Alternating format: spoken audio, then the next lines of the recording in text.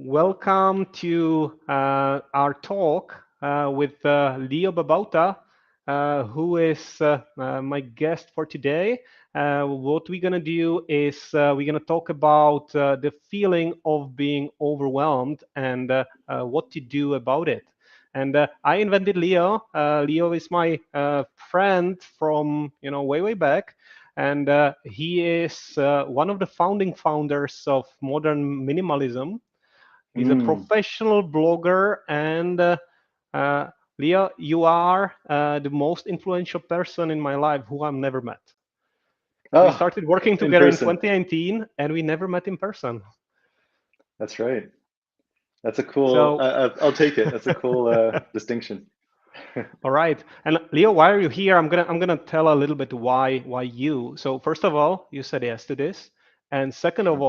all, we want to bring to the audience today, which is mostly people working for Amazon, but not exclusively, some tips and some advice from you when it comes to handling the feeling of being overwhelmed and how to Mm. actually own it. And I would say why you are the best person to talk about it and what you did with your life. But Mm. I'm not going to do it because I've been talking for a long time already. So why don't you give us a little intro into your life? In the meantime, I'm going to also show the chat because this is going to be interactive session. And I'm going to ask everybody who's watching us right now, can you tell us in the chat, where are you joining us from? Mm. And why did you decide to join this session? So Leo, who is Leo? So Leo, I am the founder of a blog called Zen Habits. I've been doing that for more than 15 years now, actually almost 16 years. I was one of the early, not the earliest, but in the early wave of blogs in 2007. And I started that blog. My backstory for that is that I started after more than a year of changing my entire life. So before 2007, I would rewind back to 2005 when I was living in Guam, a little Pacific island, um, and it's a pretty modern island, by the way, just like Hawaii or something like that. But I was in a real bad place in my life in terms of where I was financially, career-wise, and then just like health-wise and everything. I was a smoker. I was overweight. I ate lots of junk food, was very sedentary, couldn't start exercising, and I had a hard time sticking to anything. And so I felt really bad. And not only that, I was like deeply in debt. My house was full of clutter, and I felt really bad about myself. And so I decided to change everything. Um, and the way that I did that was by changing one thing. So I started with the one that was really pressing for me, which was quitting smoking. And I had tried and failed at that like 7 times. And so I really poured myself into it, learned a lot about changing anything, and learned some principles from that first thing that helped me to change a bunch of other things. So I started running, I started meditating, I started eating healthier, became eventually a vegetarian and a vegan. I ran a marathon, started getting out of debt, ran 2 more marathons and an ultra marathon eventually. Um, Basically, I changed my entire life. I lost like 70 pounds, which I don't know what that is in kilos, but uh, it's a more than 5 stones if you're in the UK. But I basically shed another person and changed my entire life. And at the end of not at the end of all of that, but at the end of 2006, I decided to start Zen Habits. And so it was about simplifying your life, it was about changing your habits, and it was about finding mindfulness. And that blog took off in 2007 to the point where I quit my day job. I got a book deal, I wrote a book, um, and was out of debt. And like just everything in my life changed from that. And so I've been writing about simplicity, writing about minimalism, as you said, and changing your habits and helping people to do that. But in the last decade, maybe a little less than a decade, 7, 8 years, I've been diving even deeper into mindfulness, especially around doing hard things, taking on big goals and challenges, and then facing uncertainty and fear. And overwhelm is one manifestation of that. So facing a resistance, procrastination is a big one, dealing with all of the stuff coming at us. All of these kinds of things I've been really diving into, to the point where I'm training people in one-on-one coaching and group settings and in larger memberships. And that's the most fun thing in the world for me, is like geeking out about fear, overwhelm, resistance, and uncertainty. And I absolutely love it. It's my favorite thing to do, besides eating a really good vegan dish. So that's a little bit about me. Did I do a And good you job sound of too good answering to be that? true. I'm Oh, getting yeah. smaller already in comparison. Well, yeah, it's interesting because that story sounds really good, but it came with a lot of struggles, a lot of challenges. That whole year before I started Zen Habits, a lot of struggles, self-doubts, uncertainty about myself, and a lot of feeling of overwhelm, a lot of feeling of pointlessness, like I can't do this. Um, and even after the success story, I've faced many, many challenges, and struggles, to the point where I really decided to face some of the ways that I treat myself when I started to struggle. And I realized that that's actually one of the biggest things that were stopping people from changing their habits, changing their lives, was how we treat ourselves, how we talk to ourselves after we've fallen on our face or gotten discouraged or feeling overwhelmed by all of it. Got it. So Well, what should we dive into?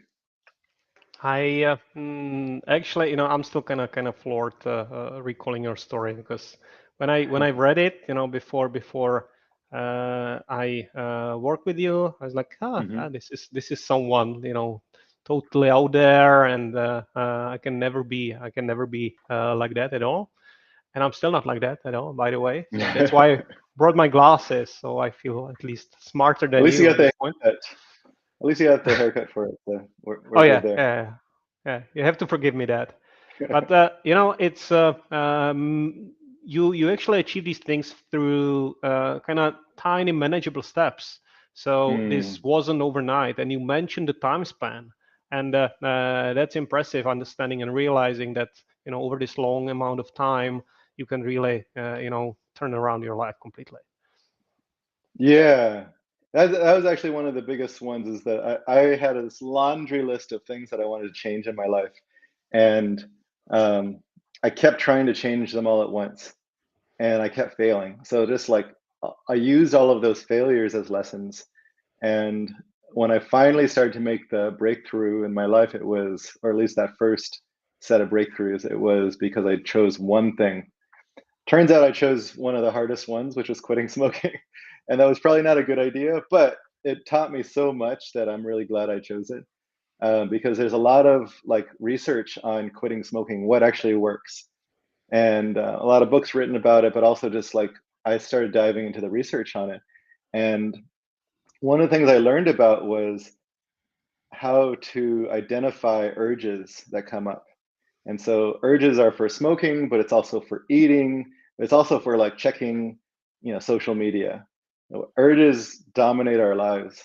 And so how do you work with the urges in a way that's really mindful? And that's when I started diving into mindfulness. I started getting into Zen and meditation, is because it was a way to practice with this urge that was like this hidden um, thing that was driving my life.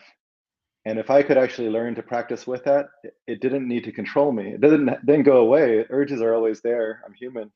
But I actually could be with those urges, see them, and they start to rise and crest and then go away like a wave. And so I'm like, oh, if I just breathe and be with that, I can actually just let it go. And it doesn't have to be something that I act on like it's a command.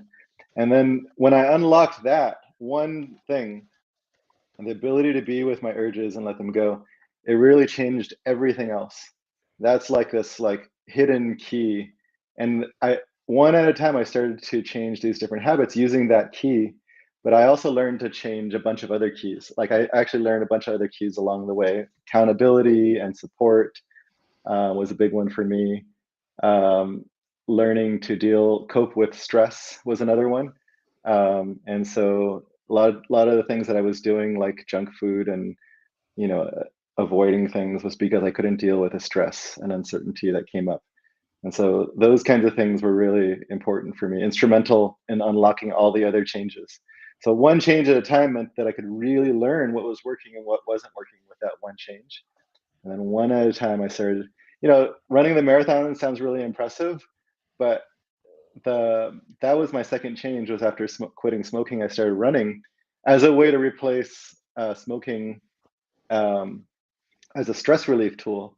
And so what I did was, I started going out for runs, and I could not even run for 5 minutes. And so that was really that was humbling, because I was like, I am going to run a 5K, and I would go outside and I would try and run, and within 5 minutes I was like winded, and I felt discouraged. I felt like stopping and quitting, and I said, you know what? Yeah, I have to just accept kind of where I'm starting at and just keep going. And that was another instrumental thing, was just like keep at it, even though like I'm not where I want to be. And eventually I could run for 10 minutes. I extended it by a minute every 2 days, so that I was running 20 minutes, and I was like still struggling with that 20 minutes. I would stop and rest and then go again. But after about a month, I was up to running 5K. And once I did that 5K, I'm like, oh, if I could do a 5K, I could do a marathon, no problem. And so that's, what, like 40K or something like that.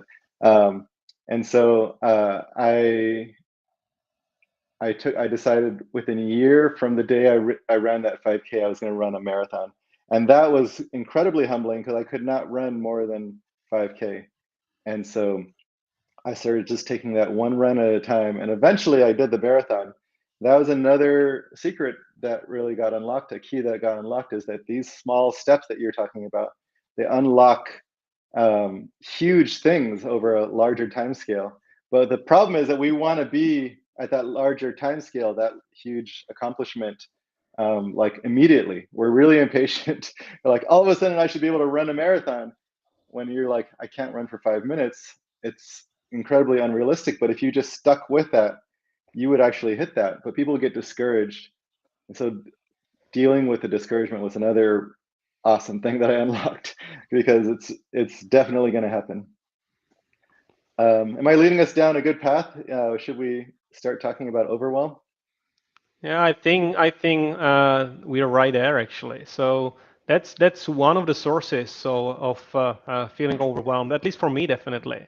So to remind us all the topics, so we wanted to talk about the feeling of being overwhelmed and how to actually handle it.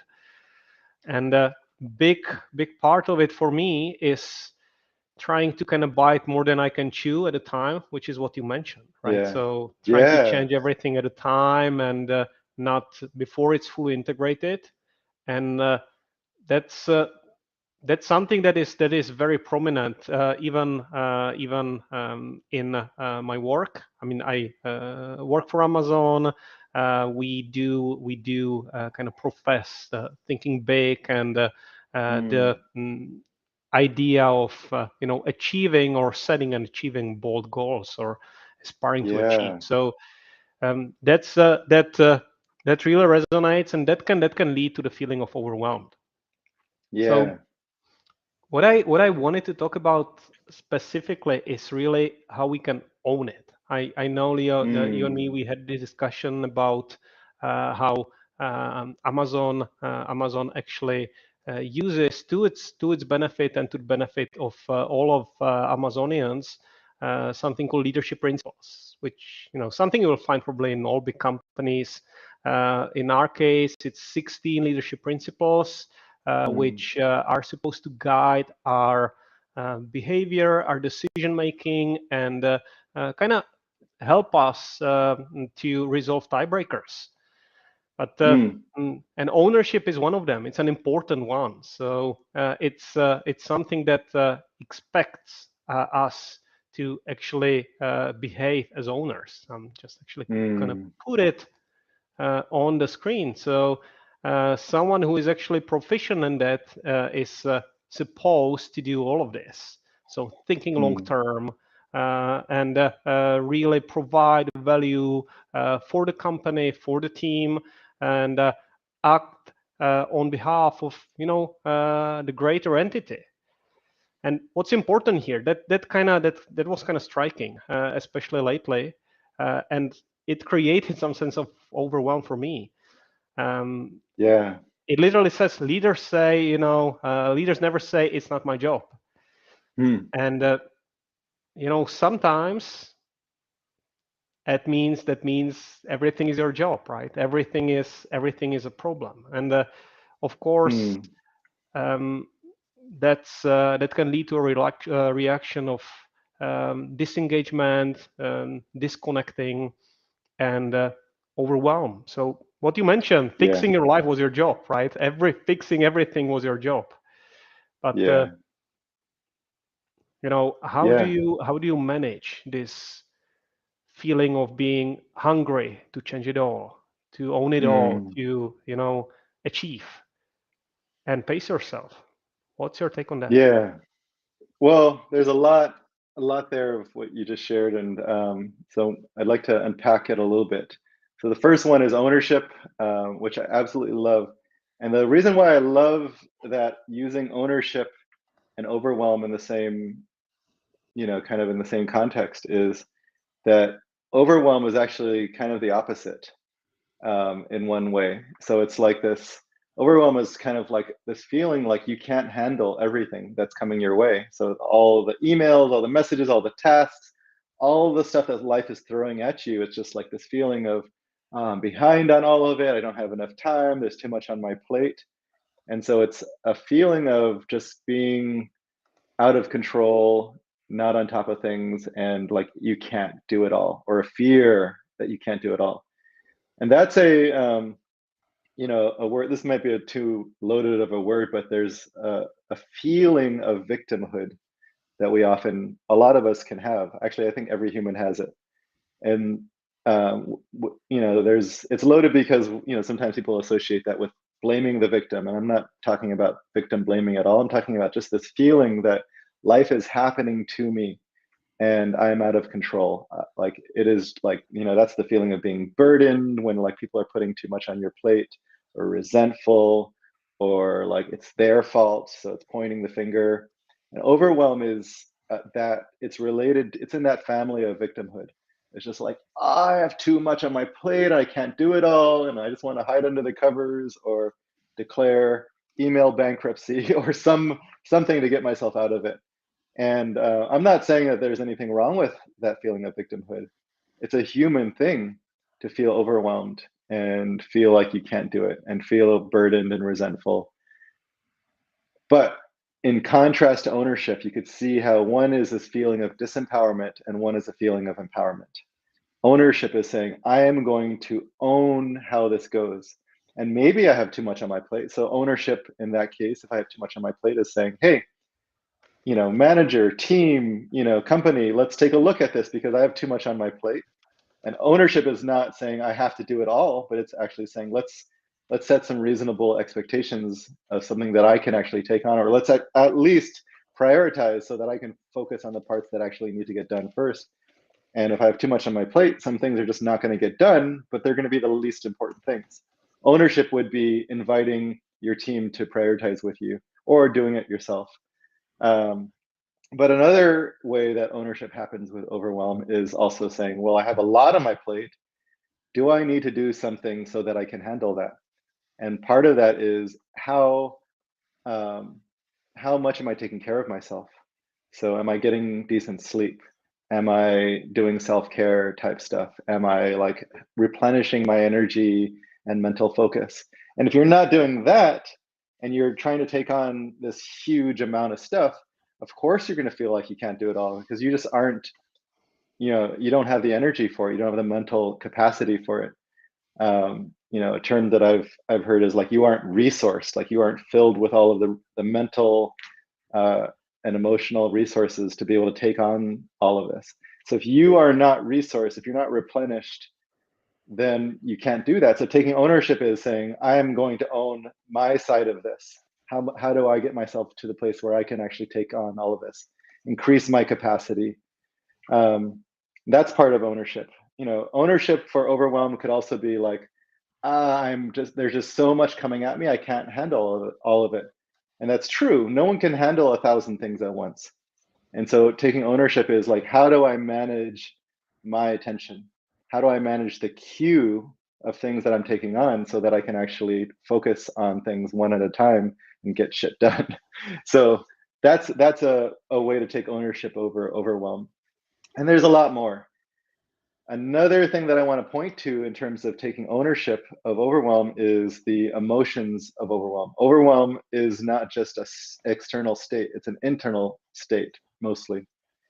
It's not, you know, whether there's too much coming at you at once or too much on your plate is a matter of judgment.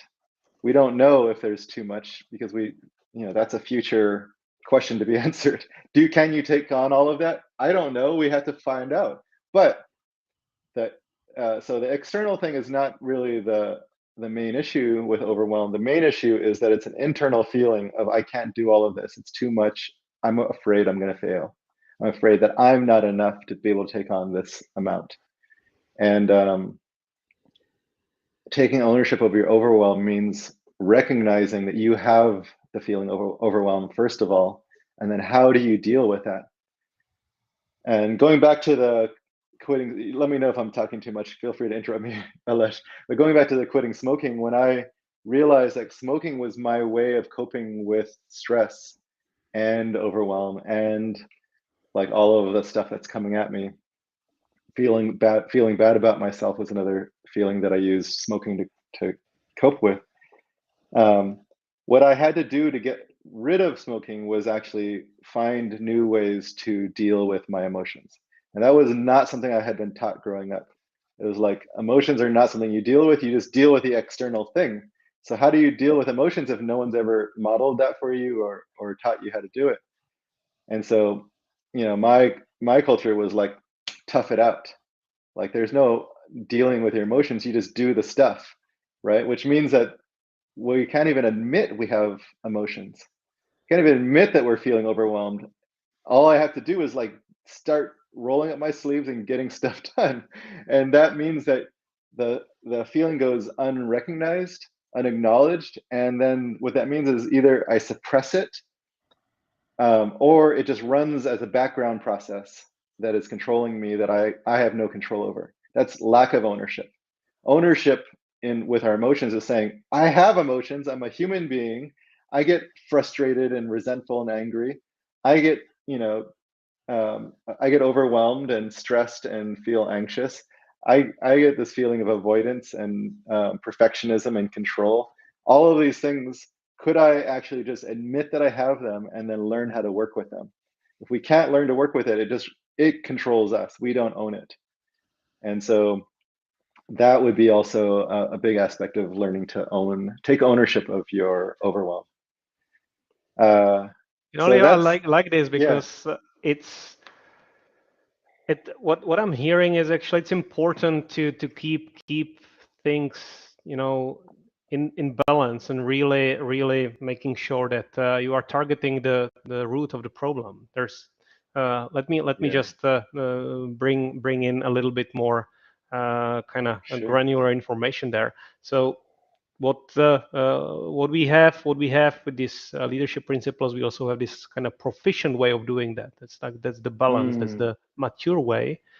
What you mention is something that we would actually call like underutilized ownership, and yeah, I like it. I really love the ways that these principles can actually speak to daily life. Outside yeah, of work and outside the company, definitely. Uh, I'm not saying that always. Basically, dealing with deep fears, I would say, is something that you you need to do yourself, right? Relying on Mm. the caffeine or nicotine or whatever in to do your job in this sense, it's tricky. Mm. And I Yeah. so but let me ask you this, like a simple question here. I feel more often than not, even after years of trying, that this is a bit of a whack-a-mole game, right? So I repeatedly trying to do this kind of sugar-free month, or YouTube-free month, Mm. kind of these challenges. This month, by the way, I'm kind of sugar-free, and I'm just waiting for it to end rather than enjoying it. And it feels okay. So less sugar, but that means my sodium intake will go up, or I'm going to drink more Mm. coffee to compensate. It's Mm. very it's tricky to compensate something unhealthy and deeply comforting with a marathon run. So, but you manage. What's the trick? Okay. So um, I'm trying to connect what you're talking about to the overwhelm discussion we were having, and could you Yes, elaborate on that? Like, so yeah. absolutely. So it's suppose I had a hard day at the office, which I did, Hmm. and Okay. suppose I'm tired. I feel that I went through a couple of difficult calls, with stakeholders, peers, my boss potentially. All of it happened, by the way, and Hmm. I just want to take care of myself, right? And Yeah. it's not really the idea of doing that is relaxing, taking it easy, not really going for a marathon run. So I'm Right. looking for a snack. I'm looking for an episode of a TV series, something that is not gonna further my potential, but something that's gonna kind of gratify my need to feel safe and comfy at the moment. And Yeah. all of these are vices. Is it a vice? What makes it a vice? Well, Miami Vice maybe, but no, I'm kidding. It could be another show. But it's you know those are all um, ways to not to look really at what made my day hard potentially, or why do I Mm, feel that way. It's kind of a cheap trick. It's a band-aid in a way, and I see. sometimes it's needed. But how do you Yeah. kind of deal with it long term, so you actually own all of this that feels like a hardship at the end of the day? Well, um, a number of things come up for me. One of them is I actually think comforting yourself is not a bad thing. The problem becomes when that comfort, like, so you're feeling some, if you're feeling down from like a really hard day, like kind of battered by what work or life has thrown at you today. Comforting yourself in that moment, I actually think is not a bad thing. It's like, do you want to like have a cup of hot cocoa or something with sugar in it? Like, I don't know what it would be, a donut. Um, like giving yourself a donut in that moment is not necessarily a bad thing. Cup of cocoa The with a donut in it, of course. That's what I Okay, want. great, great. So like we, the problem is two things. One is people will then layer a lot of judgment on themselves once they have that. So it's like cocoa and a donut and like a bunch of self-criticism. Not the best comforting, most comforting thing, right? So what we do is we just take what could be really comforting in that moment. It's like, could I just enjoy the freaking donut? Um, and we like add a bunch of self-criticism and judgment and harsh stuff because like, oh, I just blew my challenge or my diet or whatever it is. I'm just like, I constantly do this to myself. That actually is the opposite of comforting. So if we could just enjoy it, just be like, oh, this is a freaking delicious donut and I feel comforted right now, that would be the end of it. That would be great. The second problem is that it also becomes an addiction. So it's like, if that's the way you comfort yourself when you're feeling stressed, then if you go to that repeatedly, that means every time you're stressed, you're going to be reaching for some sweets. And as we know, you'll be stressed all day long, which means you're going to be reaching for sweets all day long. That's when it becomes a problem.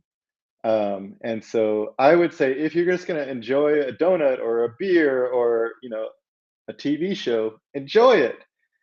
But if you find yourself reaching for it automatically, um, that's when it becomes a problem. And what we want to do is not make it so automatic.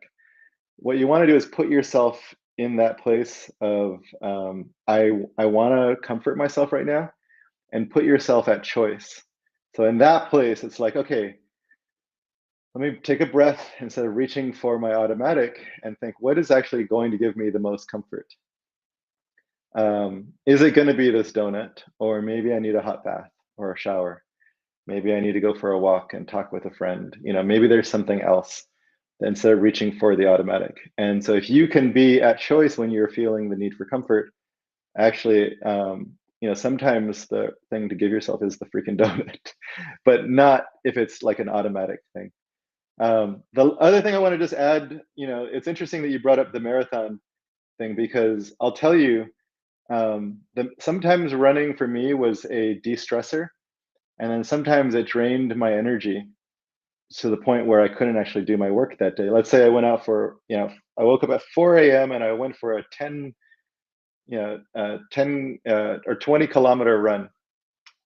So if I would go out there in the morning, go for this long run, and then I take a shower and go to work, I'm actually feeling less capacity that day. And so it's interesting that the same exact activity could be a de-stressor or it could be a drainer for me. And the reason why I wanted to bring that idea up is that actually when you talk about being able to like find that balance, the interesting thing is that if you could look at a human being as a set of systems, um, energy systems would be one. There's a set of energy systems. There's a set of like your ability to like have mental focus. Um, just like your muscles being tired, for example, right? So um, what happens is if you can go out for a run, let's say it's a 5K run, and that is within your energy system, not a drainer. That's actually just a refreshing run. So that's based on your current capacity. So in that case, what you're actually doing is improving your mental focus for the day. But if you have not been running and you go out for a 5K run and it drains you, and then what happens is you go to work and you're just like, I can't deal with this. And then you have a bunch of stuff to do at a lowered capacity. By the end of the day, you're going to be in a much worse place. And so, and what we recognize is that actually humans have a limited capacity, and it's not just work, and it's not just exercise. It's, you know, is my partner like mad at me today? And I'm really feeling stressed about that. Is my mom in the hospital? Is Donald Trump doing something? Is there some war going on in Ukraine that is really stressing me out? Is are the pipes burst in my building that I need to deal with? So all of these things, the things that we actually that contribute to the overwhelm, are actually contributing to our energy system and our mental focus, so that we then can't deal with the next thing. So taking ownership of that is recognizing that I am an interrelated set of systems, and that if I want to be able to take on all of the things on my plate, all of the things life is throwing at me, I need to replenish my capacity. And that means making room for rest, room for exercise, room for de-stressing, room for comforting yourself. And it also means taking ownership over the monitoring of that over time. So it's not a one-off event where like I eat the donut and that gave me comfort and I'm done. I might look at like, how does that contribute to my lack of energy the next day?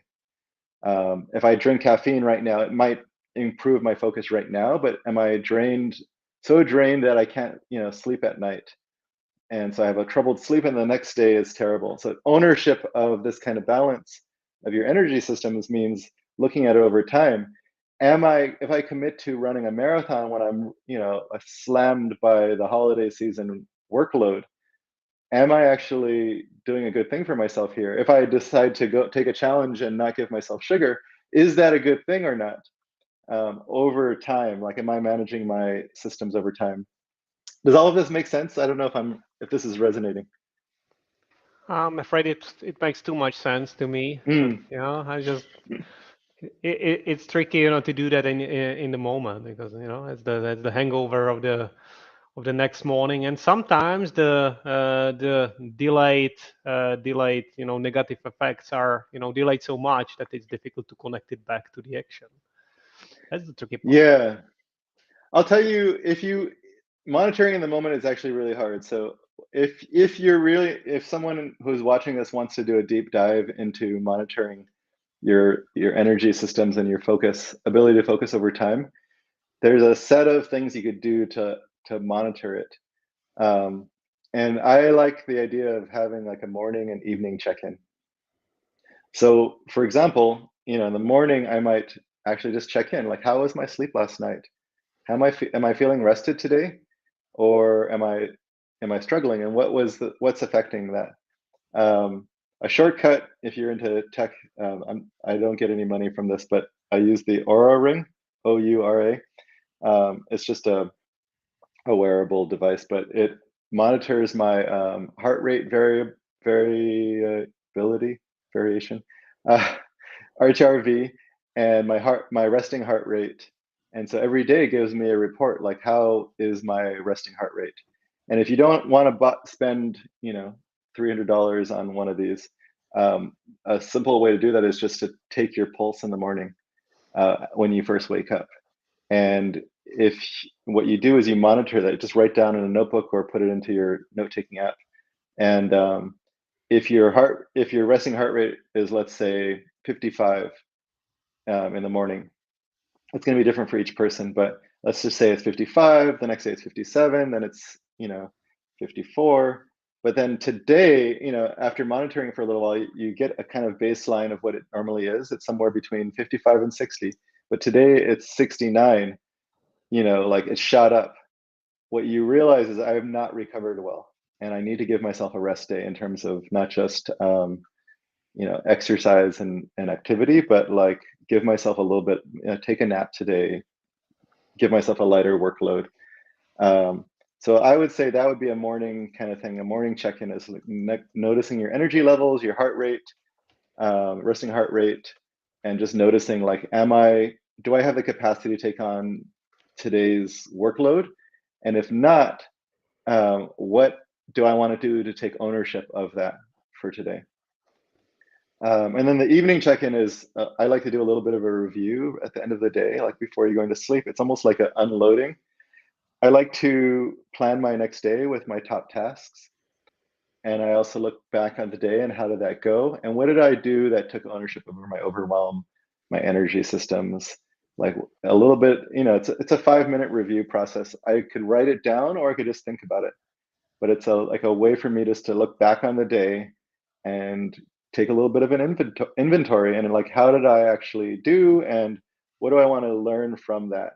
And if you do these 2 check-ins every day, or at least most days out of the week, what you'll find is that over time you'll get really good at monitoring that balance that you're talking about, and taking more ownership over your capacity to take on big challenges, big goals, big, bold, scary, audacious goals.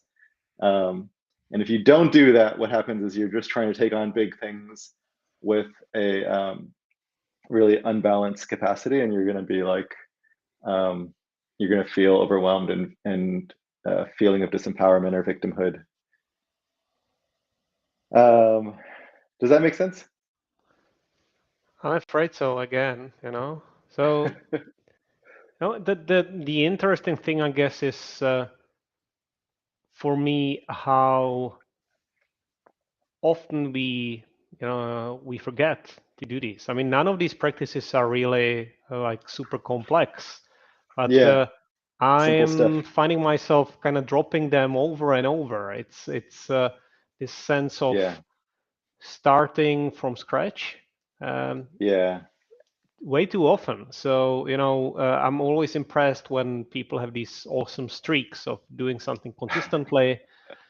Yeah. Usually, especially the debrief of the day are tricky Mm. ones.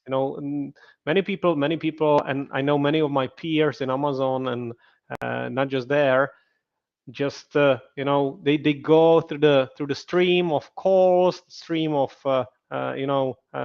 assignments, and then at the end of the day you're just too tired to do anything. I feel at the end I'm not disciplined enough to stop working Mm. early enough to still have the mental capacity to do a proper debrief. And Yeah. what's your Got it. trick on that? Well, what you're pointing to is one of the most challenging things for all of this stuff. I see Raphael putting hearts into the chat, but hi, Raphael. Um, so okay, let me just break that down what you just talked about because it's actually a key thing for most people, pretty much everybody actually. So this is a good example would be changing habits. What happens is people want to get a streak going. So I want to meditate or exercise or eat healthy for, a bunch of days in a row. And it's just like check, check, check, check. And then at some point, that streak will get broken. And, it doesn't help that you could see that other people have had 100 days in a row, in a meditation app, for example, or exercise app. Um, so you feel like something is wrong with you if your streak gets broken. And so that is a huge challenge.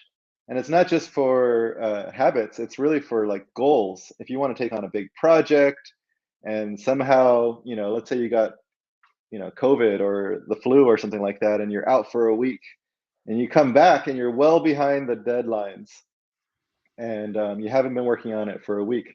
It's so discouraging. So, what happens here is people get discouraged. We have a habit of discouraging ourselves after we've dropped the ball on something. Uh, and the underlying difficulty there that discourages us is this feeling that we have screwed something up and that continuing to work on this is pointless.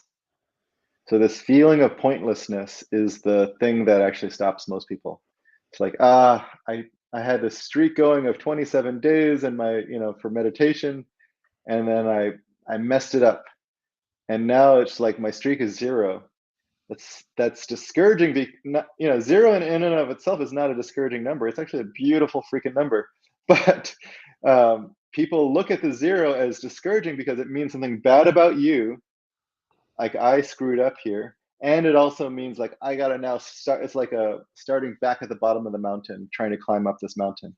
Like now I gotta start from the beginning again, and that just feels so pointless. When actually every single thing that we take on, whether it's a big goal or a marathon or a long-term habit, will always have starting over as a feature of the process. You cannot have an unbroken streak forever. I mean, if you did, basically what you're saying is, I'm gonna breathe every day. Great. You set a goal you can hit every day, and that's like not challenging at all. Like if you have 1,000 days in a row or something, step up the level of challenge because that's way too hard. If you're taking on anything that's challenging, you're gonna have an unbroken streak. As that is a feature of taking on anything hard.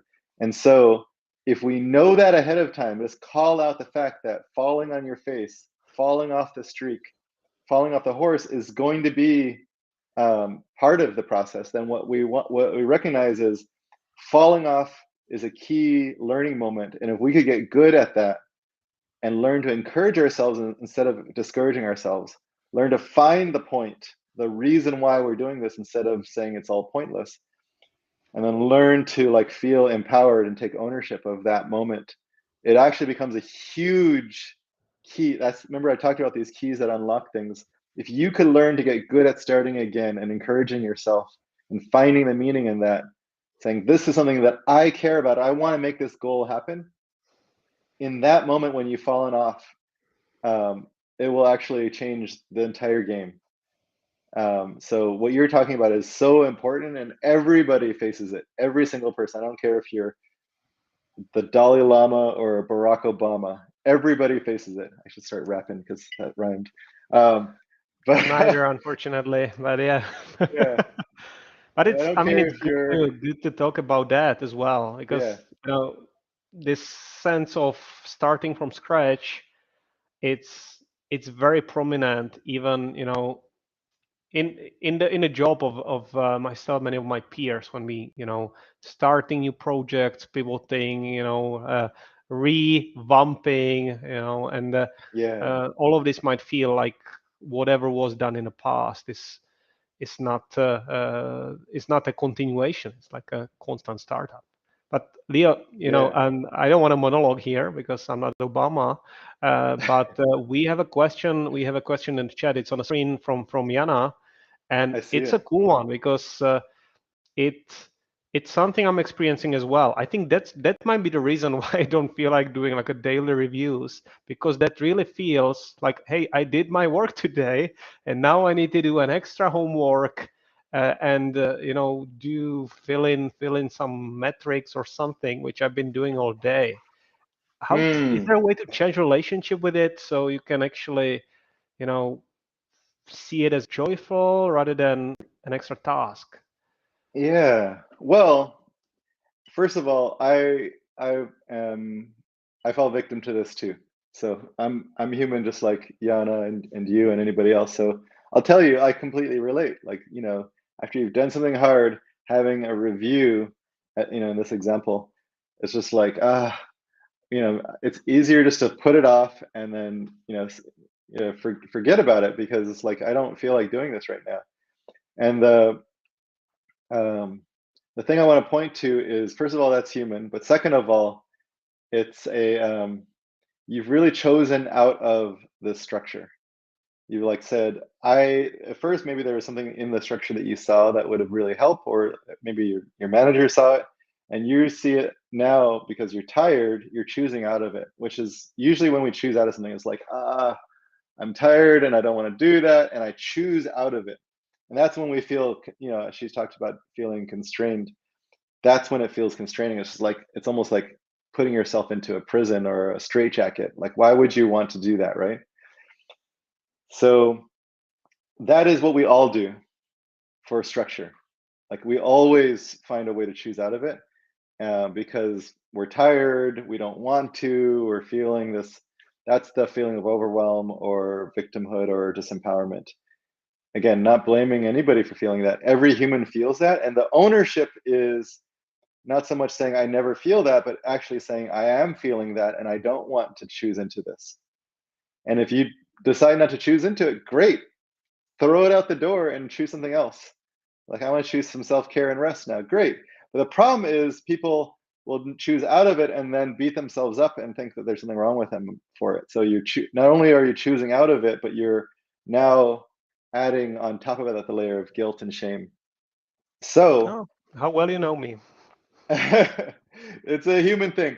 But what I want to say is, if you want to empower it and say, I am actually going to do this, I choose to, then that's a feeling of I am doing this because it will benefit for me. It is going to be a powerful way for me to learn, or powerful support for me to manifest the goals in my life or the things that I want to create.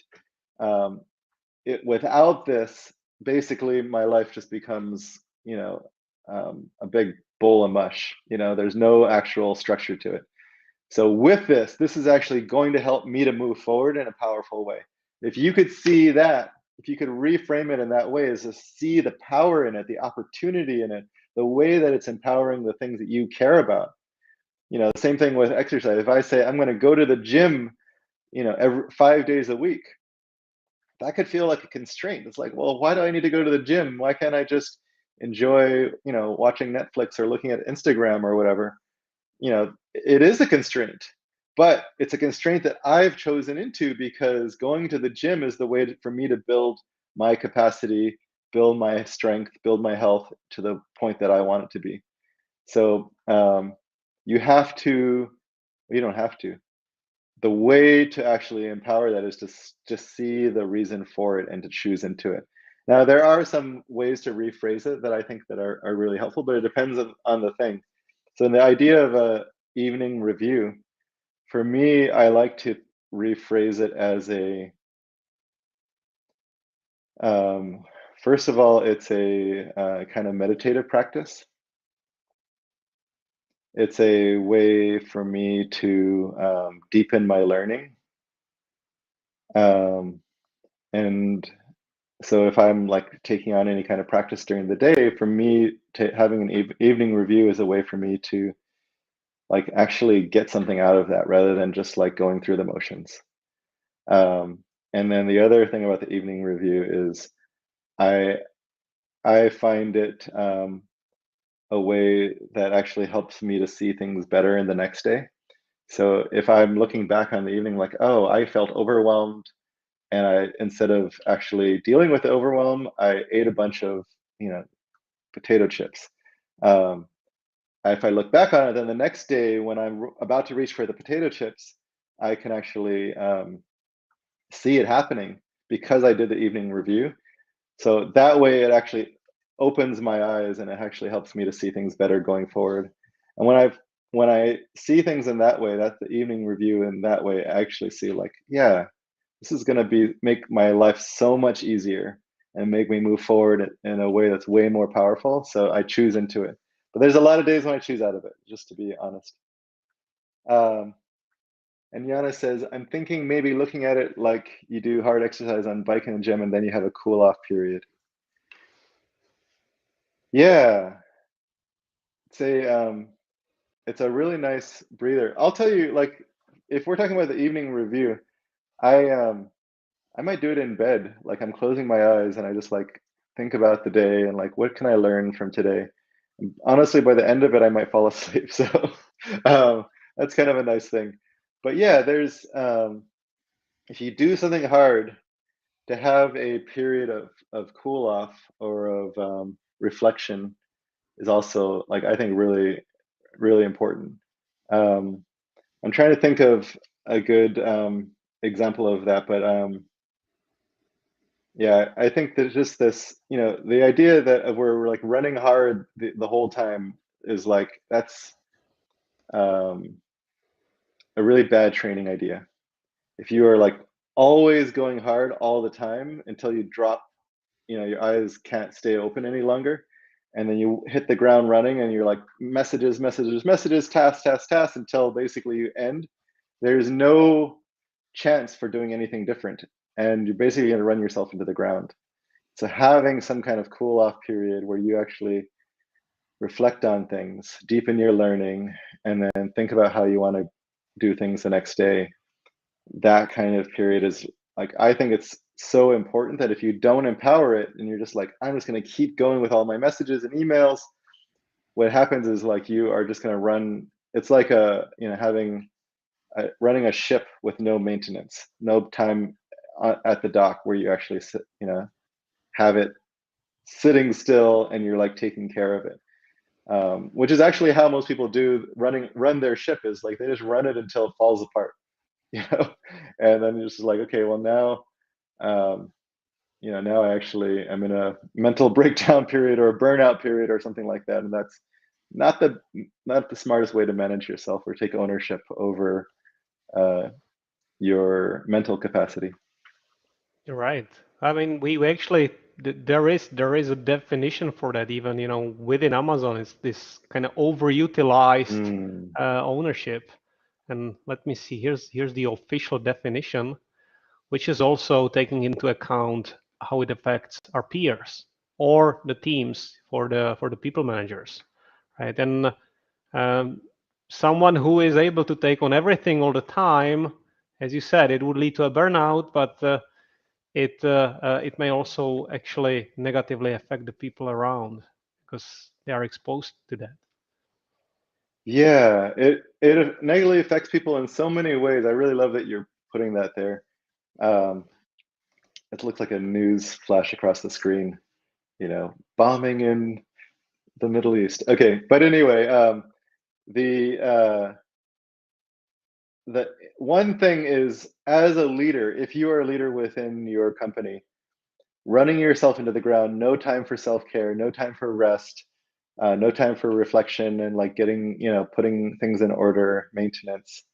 That is a model for everybody else in your organization, whether they're above you or below you or equal to you. It doesn't matter because you're modeling that for others. And maybe you've had that modeled for you, which makes sense. And so you're just following that as well, becomes company culture. But taking ownership over company culture means starting with yourself, and as opposed to blaming the company. So taking ownership over company culture means I'm going to model having some time at the end of my day to like put my stuff into order, clear out my inbox or reflect on things. I'm going to model actually having time for rest. I'm going to model cutting off my work at a certain time.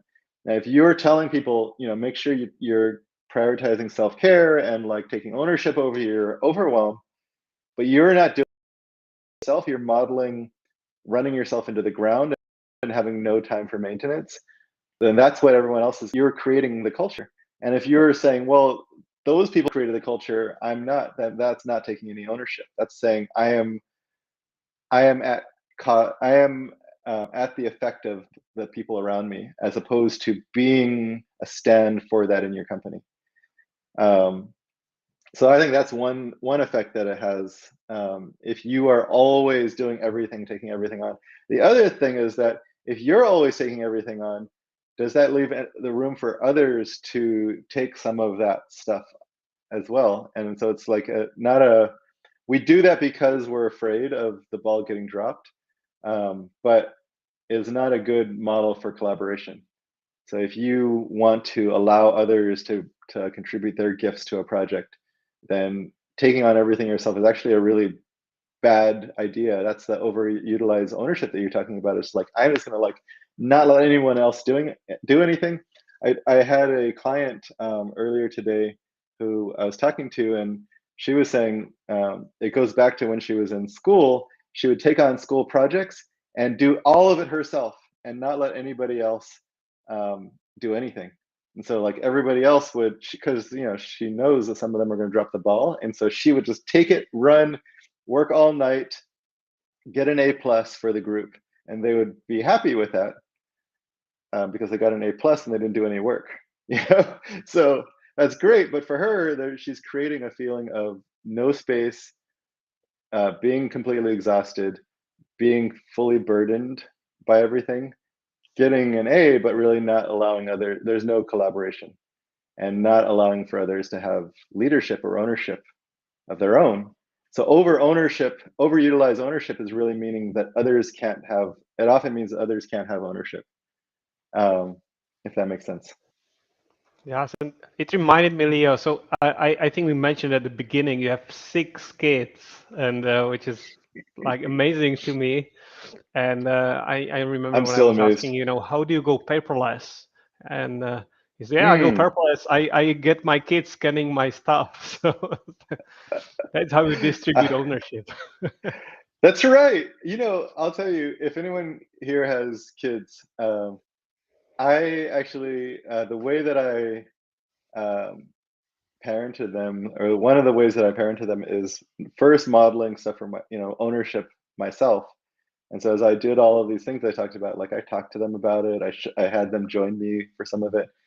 The second is allowed them to try stuff and fail. And so yeah, like they helped me with my business. They scanned papers in when I wanted to go paperless. Um, one time I was shipping out a book myself, and I had them all help with that and answering customer service emails for the book. Uh, and they're like teenagers, and so like what that meant is they're gonna like fall on their face a bunch of times, and then I just have to allow them to be in the process of learning. And that's actually why people often overutilize ownership, is that they don't want to allow others to be in the process of learning, which means that they're going to make some mistakes and you have to be more patient. But what happens over time is that my kids, as an example, or your team members, become much more self-sufficient. They are much more trusting in their own leadership. And what that did for me was it allowed me to have much more space Like, instead of having to like do everything for them, they got to like take ownership of their lives, lead themselves, trust themselves, and be self-directed and self-motivated. And that meant I had a bunch of other stuff I didn't need to deal with. I could focus on the stuff that I really cared about. And I think that's the same exact thing that happens in a team. When I'm running a team now, to the extent that I'm micromanaging and on top of everybody and taking everything for myself, it means that no one else gets to fail and learn and like take ownership of stuff. Um, yeah, I'm reading Yana's comment now. Hey, I love that she combined both of our names, a Leo. Uh, No, it was intentional, but I'm the it's A in awesome. Leo, so I feel. Yes, it's a great. We should Well, actually join forces like that. But she said, I love how you described it as a reflection time to deepen the learning and empower yourself. That was like a valuably spent time. Yeah, if we can see the value in the I'm not sure what that last comment is, but if we can see the value in something, we can empower it and say like, I'm gonna, I'm going to take this on, as opposed to like, oh, this is another thing that I have to do. Um, Me first, screw the world. I'm not sure what that comment meant. I think that's the first comment from Twitch because we are streaming on multiple platforms. So this would It be. might be one of my teenagers. I'll just let you know. Oh my They tend God! to So be there's on gonna be Twitch. 5 more responses there. Nice. I'll tell you something about my kids is, first of all, we're a Brady Bunch family. So we came together. It's a mixed family. And second of all, 5 of them are adults now, which I think when we met, that wasn't true. That maybe a couple of them were adults. So I only have um, one kid who's not an adult, and she's getting close there. And my philosophy of parenting is if you can get them alive to the age of 18, that's a victory.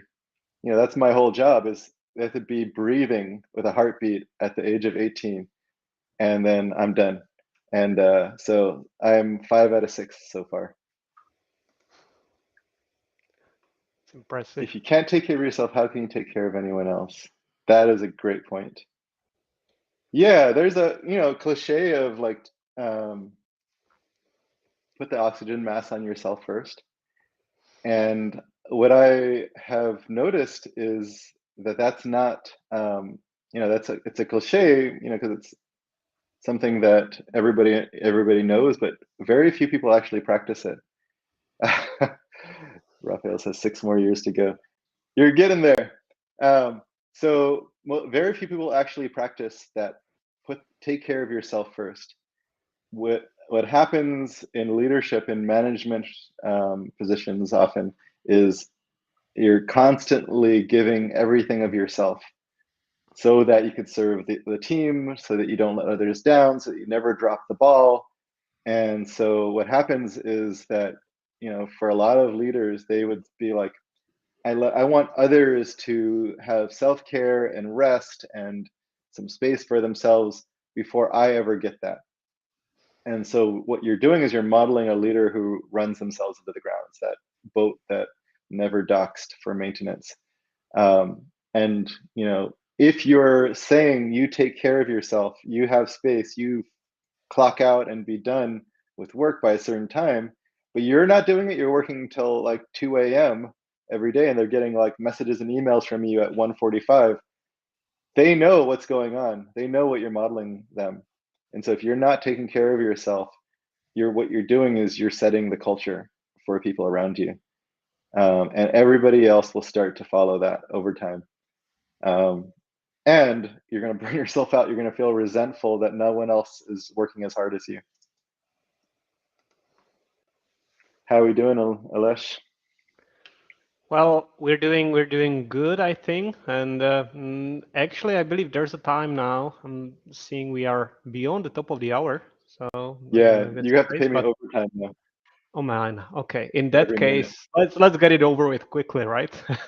So there's for those of us who or those of you who join us late, I just want to say that my guest Leo Babauta, he is not only an amazing person and everything, and he's gonna give me a Of discount for the course. extra minute, but he he's doing this for a living. So Mm, he's actually leading classes of aspiring leaders and people who are trying to kind of improve themselves and their lives in effect. So I think Leo, maybe now's the time to tell us what is the Fearless Living Academy and all the other stuff you do, mm. because I want all of the audience to have the ability and the possibility to join or look it up at least. Yeah, thank you. I will make the shameless plug for my work because I really believe in it. So the blog is Zen Habits. You can go there and sign up for the newsletter, and I send out a couple emails every week with tips like this. But if you want to dive into the work with me, there is a membership program which is called the Fearless Living Academy, and that is has a bunch of videos and video courses and a community for changing not only habits but finding purpose and then executing on that purpose. So those are the three like pillars: is fearless habits, fearless purpose, and fearless impact, which would be the execution, facing some of this overwhelm and resistance. Um, but once you've gone into that and started to like dive into that kind of work, the thing that I really want to invite, especially if you're a leader within your company or someone who is going out on your own and as an entrepreneur, um, or a creator or a maker of some kind, the thing that I want to invite you into is called Fearless Mastery. And Fearless Mastery is a small group coaching program where I do live talks, but also I coach people live, and people support each other to move through their resistance and overwhelm and fears and procrastination and patterns to actually creating something meaningful in their lives and in the world, whether it's within your company or launching your own thing. Um, right now, we're actually just closing enrollment, and we're about full. We have a round that starts in January, and I think we're actually about to fill up. So if you want to reach out to me, by the way, anyone here wants to reach out to me, you can get my personal email, leo.babauta@gmail.com, and we could set up a conversation. But that is, if you're interested in Fearless Living Academy, just go to Zen Habits. But if you want to go into Fearless Mastery, I would probably talk to you about coming in for the July round. I also do one-on-one coaching. My roster is full right now, but I'll have some spots open in the spring if you want to do some coaching with me. And the thing that I really love helping people with, whether it's coaching one-on-one or coaching in the Fearless Mastery group, is learning to be mindfully with their overwhelm, fear, resistance, uncertainty, so that they can move forward in their life in creating the life that they want, the projects, the bold goals, the mission, the purpose, the meaningful work that they want to create. And that includes the meaningful work of taking care of yourself, of creating the habits that you want to create for that foundation of self-care. So if you're interested in any of that stuff, Fearless Mastery and one-on-one coaching is a place I would encourage you to go to. Reach out to me with my email, or check out Zen Habits and Fearless Living Academy. I loved it, Leo. Like you said, oh, I have all these awesome offerings, but all of them are filled to the brim. So, Yeah. but, Well, let's they're not put not your email always. in They will there. be. I'll have openings for sure, but just come in and talk to me. I'm always up for like having these discussions, and if you're interested, like I could help you to figure out what's the right thing for you.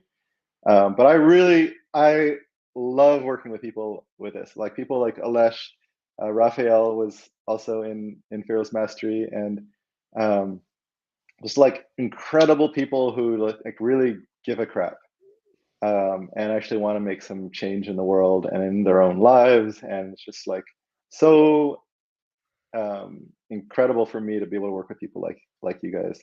So if you want to do that, come in. What people have is like fear is doubts about themselves, whether they're worthy of coming into something like that. And that's just a feeling of resistance and fear and uncertainty. And the ironic thing is, the thing to work with that is in fearless mastery, but it stops people from even like getting into a conversation about it. So if you're feeling that fear, resistance about any of that kind of stuff, self doubts, like come and talk to me anyway. I totally get all of that stuff, and just here to talk. Sounds cool. So Leo, give me that Yeah, email again. I tend to kind of Leo.Babauta. right. That's Babauta right. is my last name. It is a native name from the island of Guam, the Chamorro people, and so that is a native name from Guam. I'm just Leo.Babauta at bragging. Gmail. Gmail is this private email service that I've launched. Oh, No, I'm kidding. Um, sounds good. no, but definitely, I respond to every email that comes in there, unless you're trying to spam me about some of your services. So I usually ignore Alesh's emails. Oh man, But this time, I thought it would be fun to talk to him.